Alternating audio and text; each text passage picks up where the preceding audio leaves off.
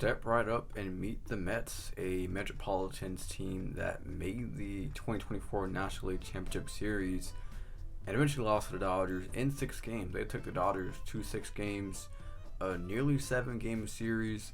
Though the Dodgers controlled most of that series against the Mets, it was never really in doubt. The Mets put up a good fight. They won a couple games, brought the series back to LA, and so the Mets were a Cinderella team last season, a Cinderella team that really shouldn't be a Cinderella team when we talk about the New York Mets, because this is a team that pretty much has the highest payroll in baseball year in and year out. They're top 5, minimum top 3 pretty much every single year since Stevie Cohen has taken over the ownership of New York. And the Mets are no strangers to spending money, and they continue to spend money this offseason by signing Juan Soto to the biggest contract in Major League Baseball history, $765 million, with incentives that push it up to $800 million. It's a lot of money for one player, and Juan Soto, what is it, 15 years? It's a lifetime contract for Juan Soto. Who knows what he's going to be in year 15? But question, is this Mets team ready to contend? Are they World Series contenders for the regular season? I would pump the brakes on that. Now, when you get into the postseason, as we saw with this Mets team, anything can happen.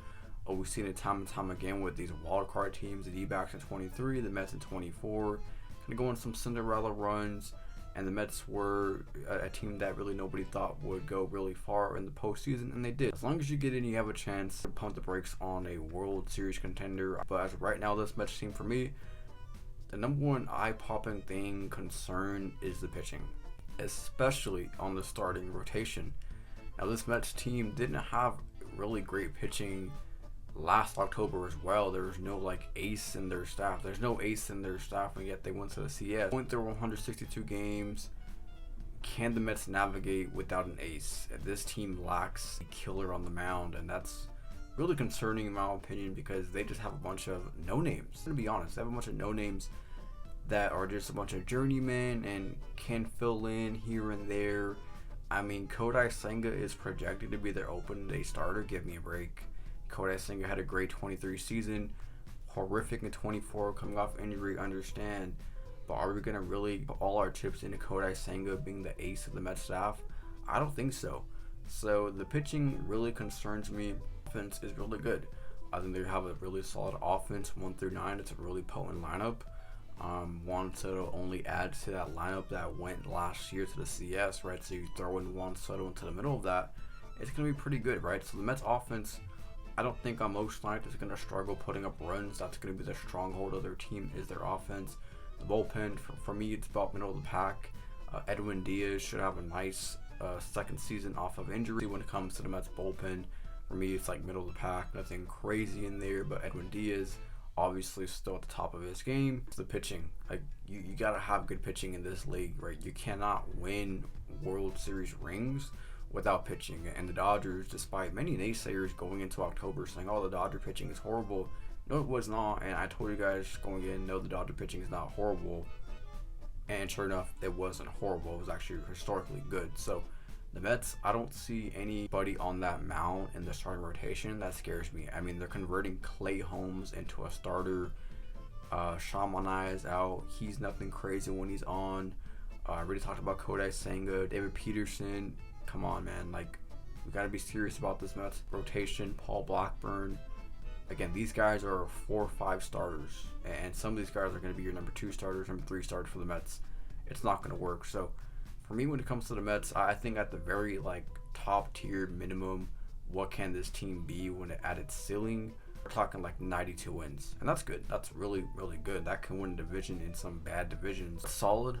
For me, though, that's their ceiling. And I don't think 92 wins will be enough to win the National League East. It's 2 really good teams in Philadelphia and Atlanta. The Mets have a tough climb up, so they could be right there in the mix, but for me, I don't see this team as division winners. Like I said, 92 is their ceiling. I think at the very worst, we're looking at a 79 to 80 win team.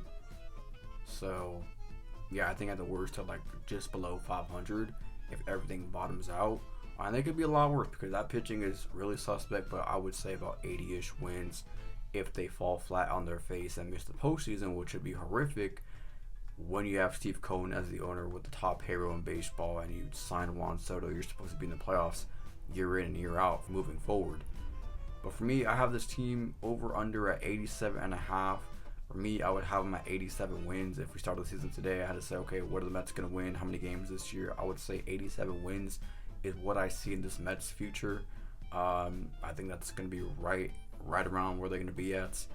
They could go maybe 86 wins, but I would say 87 wins for the Mets team this year, which should be good enough to get into the postseason. That's a should be, because you just don't know, right, when it comes to the wild card stuff and all that. But 87 wins on average usually would get you into the postseason, if not right on the cusp of it. So let me know your guys' thoughts about the New York Metropolitans going into 2025. Can they repeat a Cinderella 2024 and turn it into a powerhouse Mets team moving forward?